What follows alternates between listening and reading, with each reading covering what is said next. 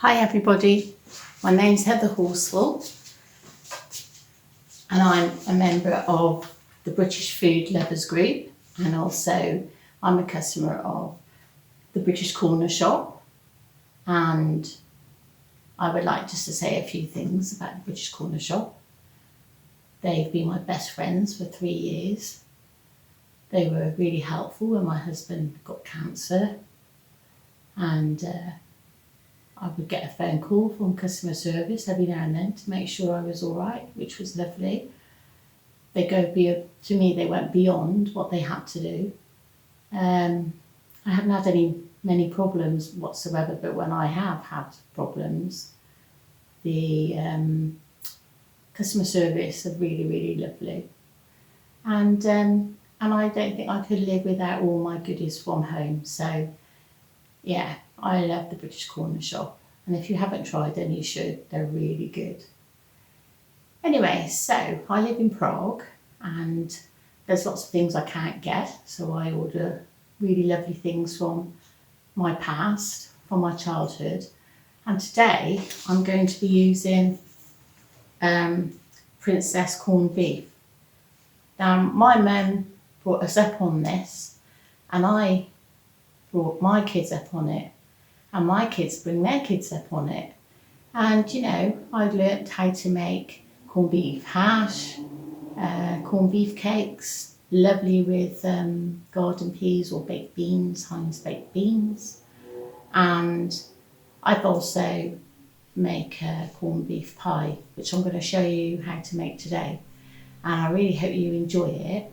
I always put it in the fridge before I use it. Then I get a knife just to prise it out, and it comes out quite easily. Oh, I love the smell. The smell's just divine, very posh, divine. What we're going to do, sharp knife, and we're going to cube the meat as such. Nice big chunks. Usually cut it into 4, then in half, then 2, 4, 6. Now this will make a really nice full pie, because I can't stand a pie that hasn't got a lot of filling in it. So there we go. We're going to pop it in a dish. This will go in last. I'm going to pop it back in the fridge now, just until we need it. I'm going to turn on the stove. The pastry I'm making with this is Suet Pastry. You need some butter. Olive oil. I love this olive oil. It's Waitrose, and it's garlic infused olive oil. It's really lovely. You can put it on salads, or you know, I cook with it all the time. If I haven't got any, I'm not very happy, and I can get it here, but it's very expensive for some reason. It's cheaper if I buy it from the corner shop, British Corner Shop. So we'll just let the butter and oil melt. So I have all the ingredients are all finely chopped, all around about the same sort of size, because you don't want something to be cooked and not the other. We have chopped onions, which are going in. We've got chopped celery, chopped carrot, and we have some chopped potato. And it's all going in there. Give it a stir around. I don't know if you can see it. That now has got to cook down a bit. So I'm going to put the lid on. And I'm just going to leave it to cook. So, as I said, we're going to do suet pastry. So we need 285 grams of self-raising flour. We're weighing 285 grams of flour, sorry. I always do that, I always put too much flour in. A big pinch of salt, 1 teaspoon of baking powder. Pop that in a bowl. Then we need 125 grams of suet. And I love this very much. Make sure it's nice and cold. Everything that you do should be cold. You can even put your flour in the fridge so it's cold. That makes the best pastry. I don't like tons of pastry in my pies, just too chunky. I'm just going to give this a stir, guys.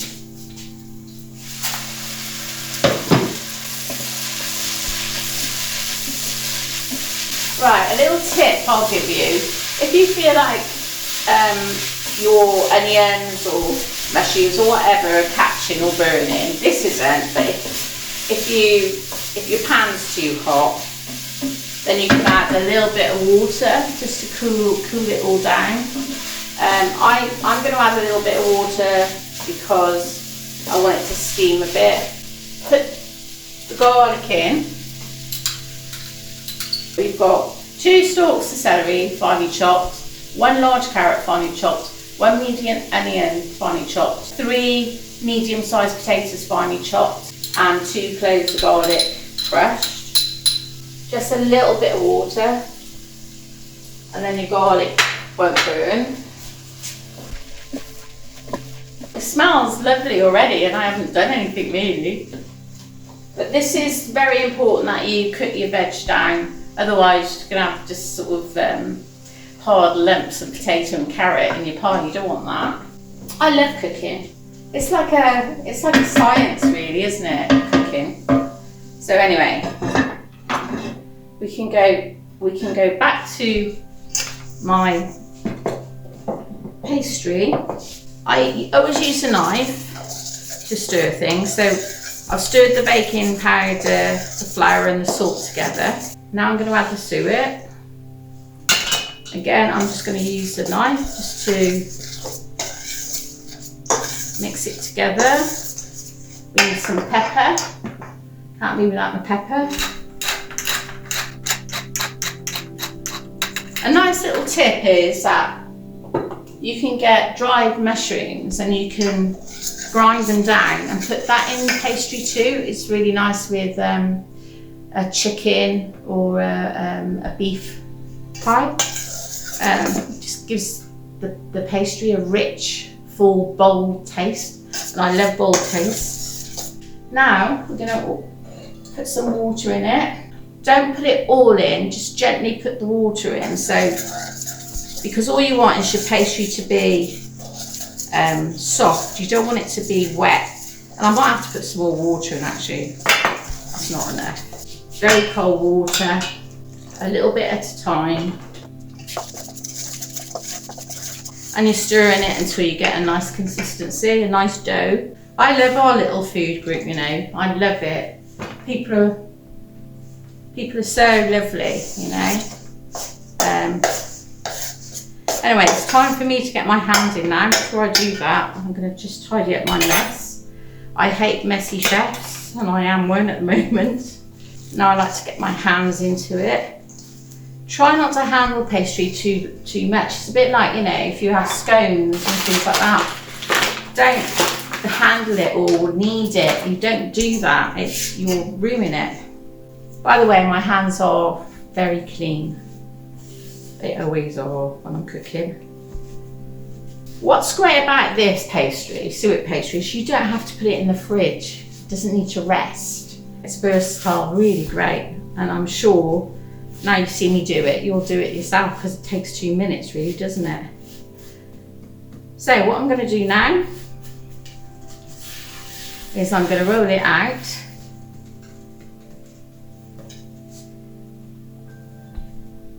Just over half.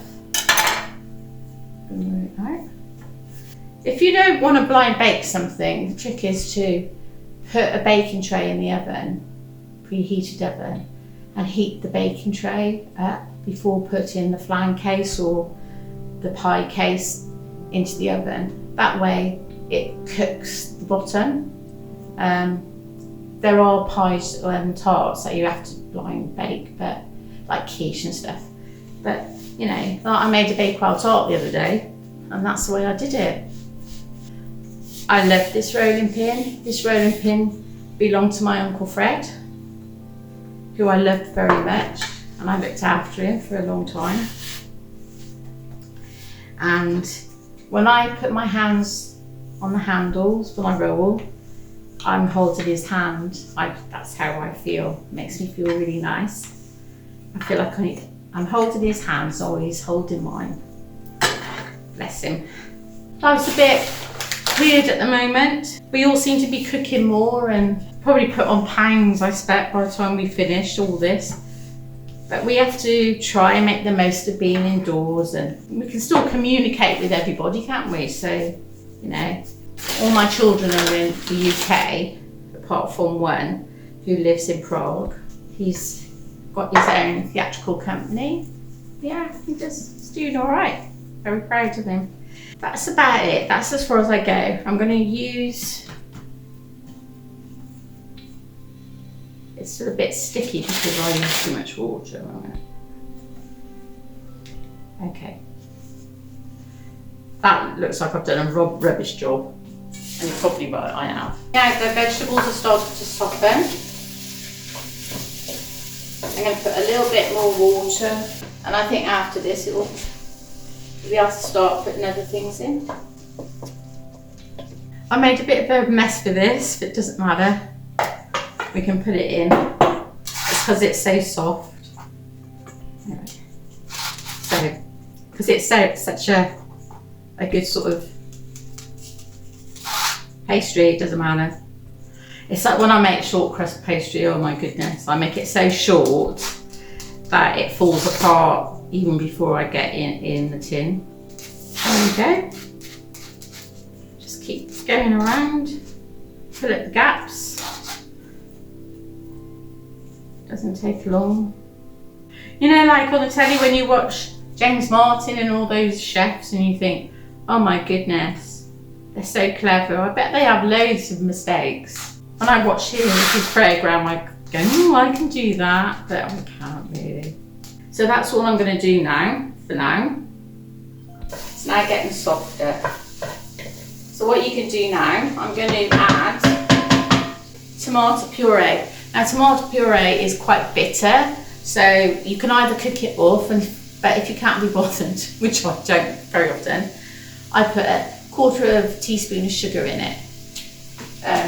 Takes the bitterness away. 2 teaspoons of tomato puree, 2 teaspoons of mustard, English mustard. Oh, I love English mustard. This just gives it a really nice flavour. Put some white pepper in. Now remember, you've got to start layering flavours, otherwise it's a bit boring. Now, Worcestershire sauce. It's Worcestershire. Worcestershire. Worcestershire. I'm from Hereford, which is just down the road from Worcester. Worcestershire, okay? Worcestershire. And I'm going to give it a few blows. Probably about 4 teaspoons. These I love. They're Knorr beef stock pots and they're brilliant. They can make the most amazing sauce. A couple of them with red wine in a saucepan, reduce. Put some cranberry jelly into it. You've got a really lovely sauce for duck or lamb or anything like that. Really nice. Anyway, I live with these. Give it a good stir. Like so. Put some water in it and let it simmer for about 20 minutes. Looks like soup at the moment, but hey, it won't. I'm going to give it a little bit more salt. It's cooked down now, the filling, so it's like this now, so it looks really runny. So what I do is, before I do anything else, I put a couple of drops of gravy browning in. It makes a difference, it just makes it look more rich and yeah. Sieve some of the sauce out so it can be a gravy. So it takes 2 minutes and then you've got a gravy to go with. If you add a little bit of butter to plain flour and mix it together and then put it into your sauce, you'll have a lovely glossy gravy. Lots of people say to me, you know, when I put my pictures up about how do you get your sauce or your gravy glossy, and that's what I do. There is a name for it, a French name I think, but I don't know what it is. So I can now put that back, and then I've got enough gravy to go over my cabbage. And now we're going to add the corned beef. I always add the corned beef last minute because otherwise it would break up. I love this pie. It just brings back so many memories for me. Take it off the heat. The oven's now on. It's preheating to 180.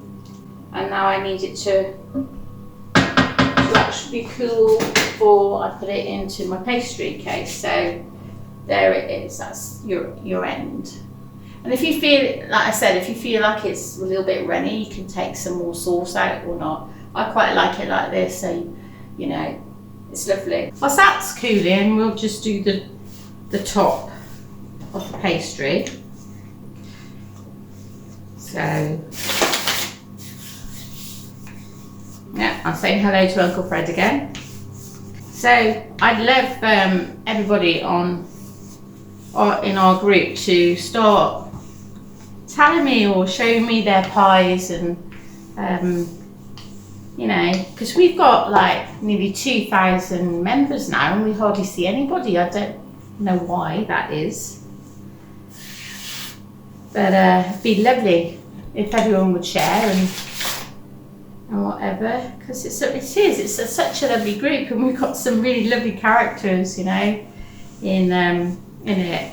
Even if you're not brilliant at cooking, it doesn't matter. Who cares? Look what I've just done. You know, that normally never happens to me, but because I'm on camera, it did. Like now, it's fine, and my pastry's okay. It's weird, isn't it, eh? Get off pie filling, pie case. Get the filling, and like I said, I love filling a pie. Right, actually, there we go. What's the point of having a pie? And this is so cheap to make, you know, so cheap. And it'll feed a family of 4 easily. So now we've got this lovely scrumptious pie. Make sure that it's all around the edge. Then you get your egg yolk. Lovely colour egg yolk. Just pop it around the top. You can use water if you want, but you don't have to. Before I put this in the oven, I will put a baking tray in there. I told you earlier. Just makes the bottom crispier. Then I'm going to go, oops. There we go. Okay. Now what I do is I cuddle it. I put my thumb or finger all the way around. Press it down to seal it. Then I get a sharp knife like this. It's at the bottom. Just do that, and then I roll it over, roll it like so, like this, like a little crust, I suppose. It doesn't have to look pretty. It's quite a rustic sort of pie. I'm just going to put a hole in the top, and I'm going to egg wash it with my yolk, which is the most lovely colour.